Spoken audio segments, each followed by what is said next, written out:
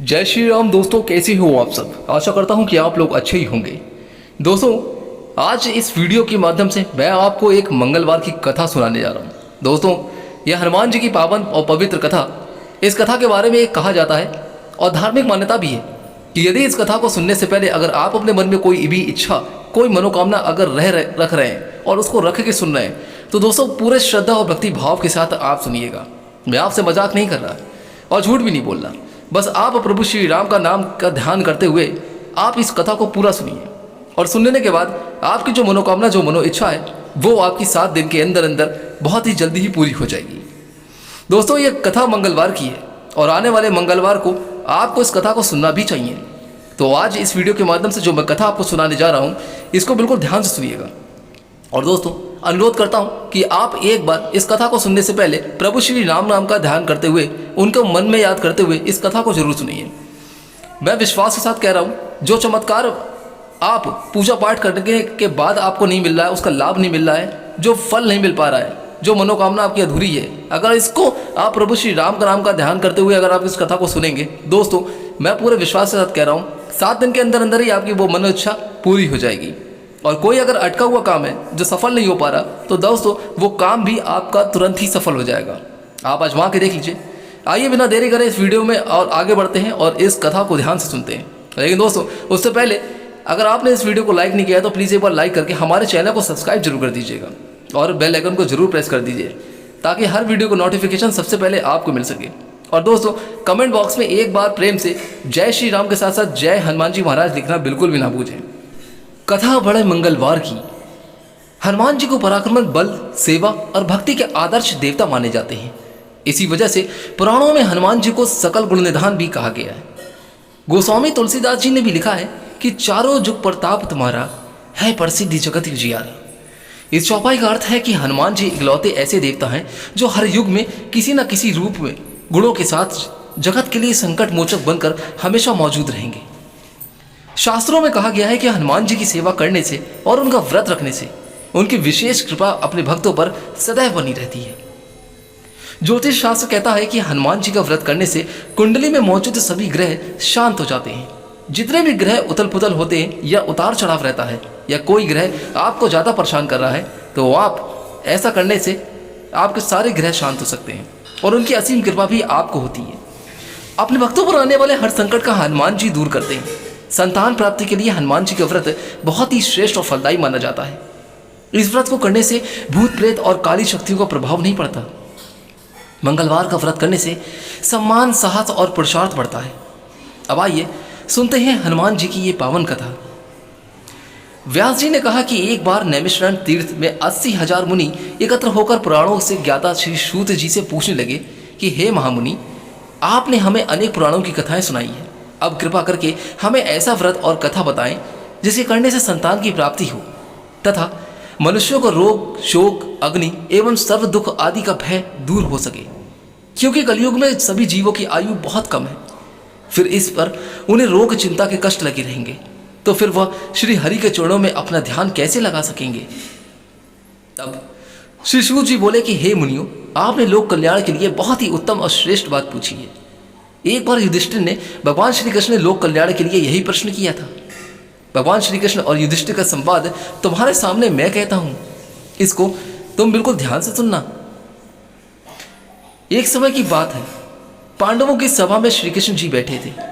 तब युधिष्ठिर ने भगवान श्री कृष्ण से प्रश्न किया कि हे प्रभु, नंदनंद गोविंद, आपने मेरे लिए अनेकों कथाएं सुनाई हैं। आज आप कृपा करके ऐसा व्रत या कथा सुनाएं जिसे करने से मनुष्य को रोग, चिंता का भय समाप्त हो सके और उसको पुत्र की प्राप्ति हो। हे प्रभु, बिना पुत्र के जीवन व्यर्थ है। पुत्र के बिना मनुष्य नरकगामी होता है। पुत्र के बिना मनुष्य पुत्र ऋण से छुटकारा नहीं पा सकता और ना ही उसका पुत्र नरक नामक नरक द्वार से हो सकता है। अतः पुत्रदायक व्रत बदलाएं। श्री कृष्ण भगवान बोले कि हे राजन, मैं एक प्राचीन इतिहास सुनाता हूँ, आप उसे बिल्कुल ध्यानपूर्वक जरूर सुनना। कुंडलपुर नामक एक नगर था। उसमें नंदा नामक एक ब्राह्मण रहता था। भगवान की कृपा से उसके पास सब कुछ था, फिर भी वह दुखी था। इसका कारण यह था कि ब्राह्मण की स्त्री सुनंदा के कोई संतान नहीं थी। सुनंदा पतिव्रता थी भक्तिपूर्वक श्री हनुमान जी की आराधना करती थी। मंगलवार के दिन व्रत करके अंत में भोजन बनाकर हनुमान जी को भोग लगाने के बाद ही स्वयं भोजन करती थी। एक बार मंगलवार के दिन ब्राह्मण गृह कार्य की अधिकता के कारण हनुमान जी को भोग न लगा सकी, तो इस पर उसे बहुत दुख हुआ। उसे जो कुछ भी बनाया था वो कुछ नहीं खाया और अपने मन में प्रण किया कि अब तो अपने अगले मंगलवार को ही हनुमान जी का भोग लगाकर अन्न जल ग्रहण करूंगी। ब्राह्मणी सुनंदा प्रतिदिन भोजन बनाती, श्रद्धापूर्वक पति को खिलाती, परंतु स्वयं भोजन नहीं करती और मन ही मन श्री हनुमान जी की आराधना करती थी। इसी प्रकार 6 दिन गुजर गए और ब्राह्मणी सुनंदा अपने निश्चय के अनुसार भूखी प्यासी निराहार रही।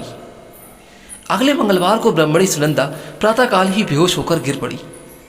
ब्राह्मणी सुनंदा की इस असीम भक्ति के प्रभाव से श्री हनुमान जी बहुत प्रसन्न हुए और प्रकट होकर बोले, सुनंदा, मैं तेरी भक्ति से बहुत प्रसन्न हूं, तो उठ और वर मांग। सुनंदा अपने आराध्य देव श्री हनुमान जी को देखकर आनंद की अधिकता से विह्वल हो उठी। श्री हनुमान जी के चरणों में गिरकर बोली कि हे प्रभु, मेरी कोई संतान नहीं है, कृपा करके मुझे संतान प्राप्ति का आशीर्वाद दें, आपकी अति कृपा होगी।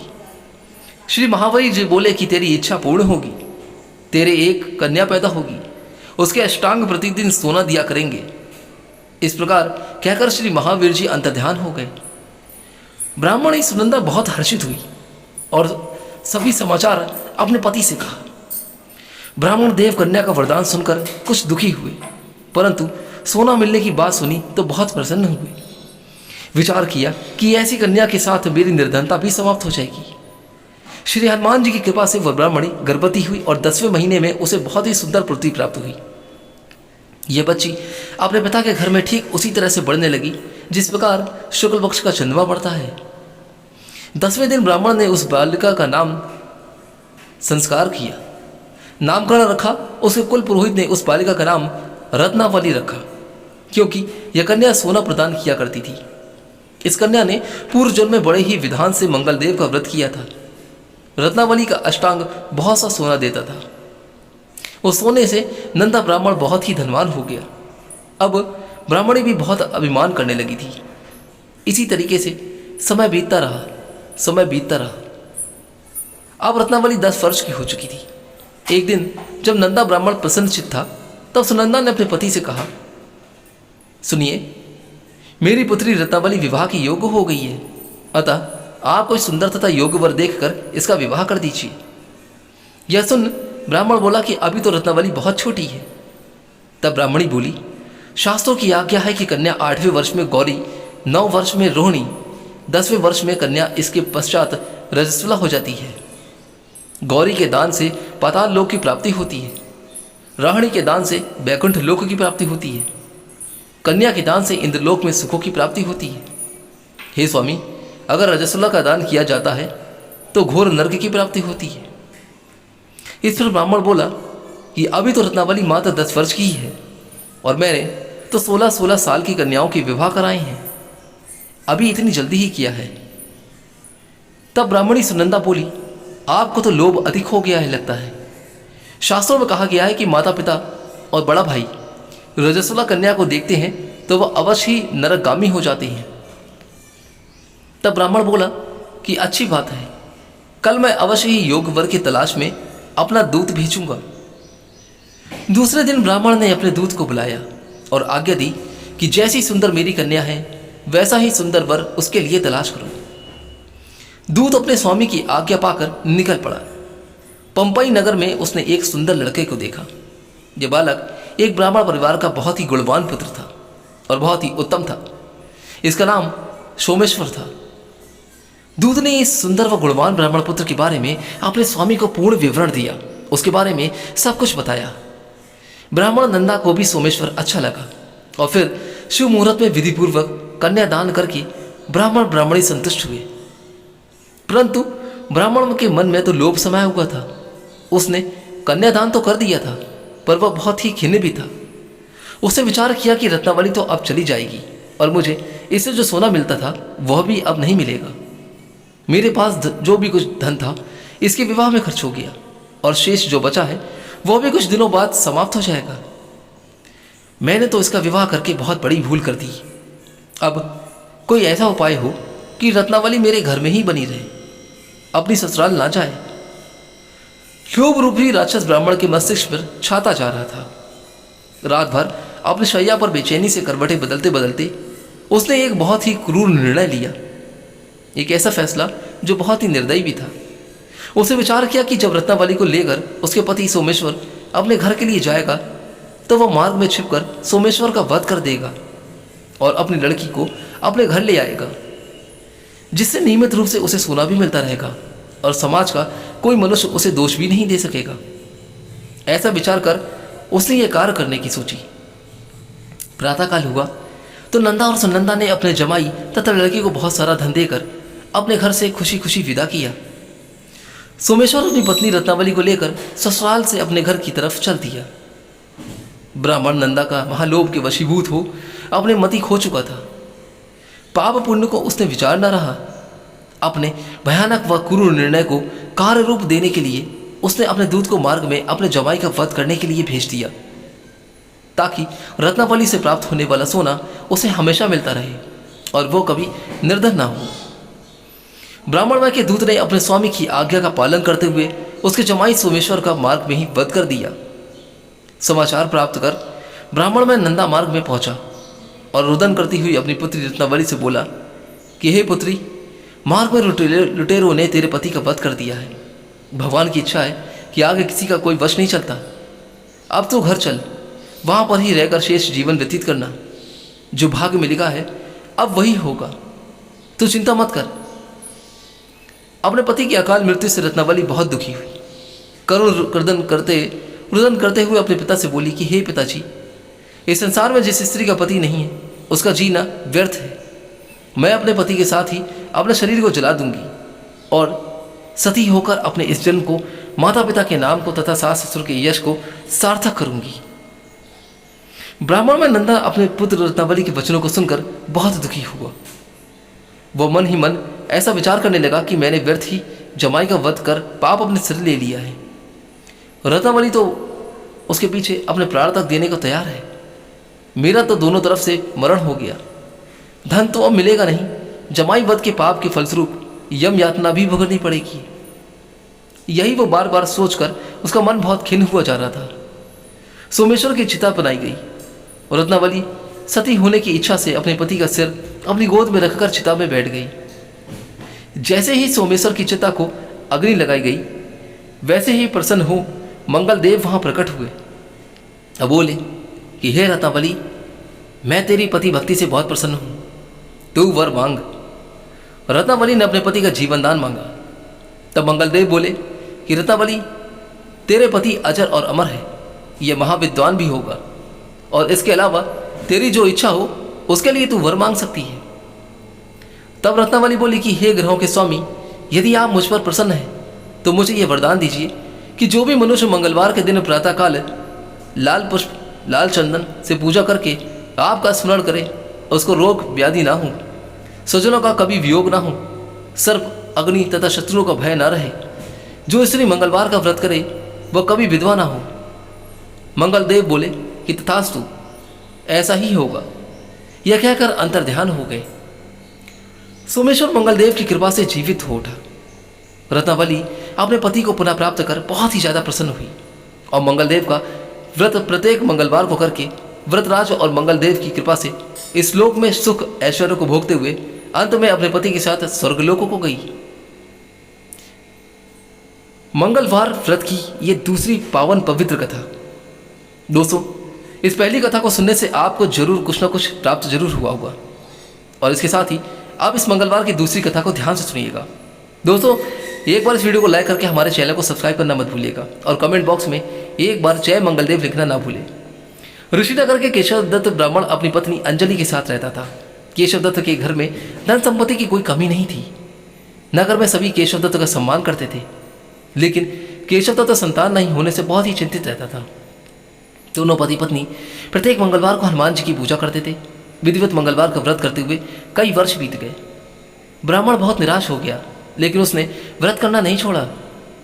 कुछ दिनों के बाद केशव दत्त हनुमान जी की पूजा करने के लिए जंगल में चला गया। उसकी पत्नी अंजलि घर में रहकर मंगलवार का व्रत करने लगी। दोनों पति पत्नी पुत्र प्राप्ति के लिए मंगलवार का विधिवत व्रत करने लगे। अंजलि ने अगले मंगलवार को व्रत किया, लेकिन किसी कारणवश उस दिन अंजलि हनुमान जी को भोग नहीं लगा सकी और उस दिन वह सूर्यास्त के बाद भूखी ही सो गई। अगले मंगलवार को हनुमान जी को भोग लगाए बिना उसे भोजन नहीं करने का प्रण कर लिया। 6 दिन तक अंजलि भूखी प्यासी रही और 7वें दिन मंगलवार को अंजलि ने हनुमान जी की पूजा की, लेकिन तभी भूख प्यास के कारण अंजलि बेहोश हो गई। हनुमान जी ने उसे स्वप्न में दर्शन देते हुए कहा कि उठो पुत्री, मैं तुम्हारी पूजा से बहुत प्रसन्न हूँ, तुम्हें सुंदर और सुयोग्य पुत्र होने का वर देता हूँ। यह कहकर हनुमान जी अंतर ध्यान हो गए और तत्काल अंजलि ने उठकर हनुमान जी को भोग लगाया और स्वयं भोजन भी किया।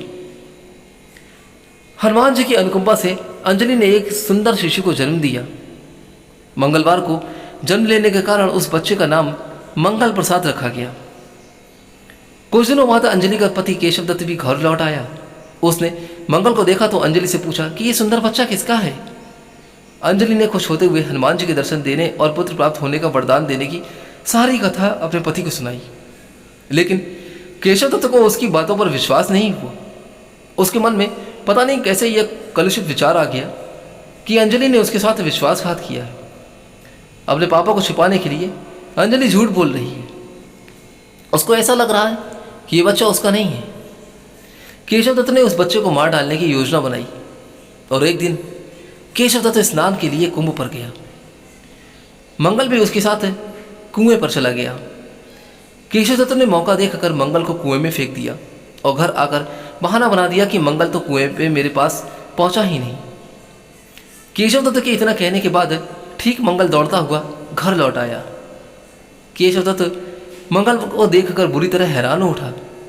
उसी रात हनुमान जी ने केशव दत्त को स्वप्न में दर्शन देते हुए कहा, तुम दोनों के मंगलवार के व्रत करने से प्रसन्न होकर पुत्र जन्म का वर मैंने दिया था, फिर तुम अपनी पत्नी पर शक क्यों करते हो।